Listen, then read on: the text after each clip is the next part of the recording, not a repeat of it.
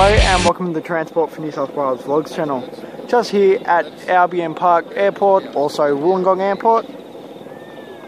Shortly we should have the first Qantas Boeing 747 arriving on the runway just over there.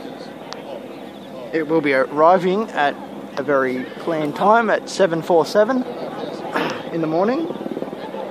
The registration is VH-OJA.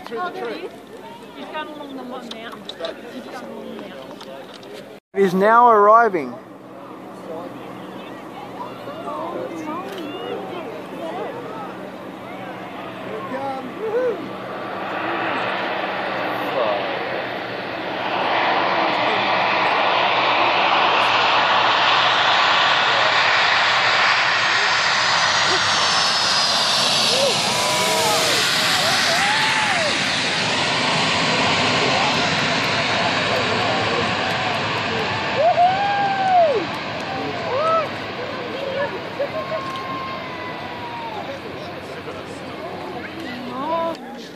The shortest flight ever by a Boeing 747 of all of 15 minutes.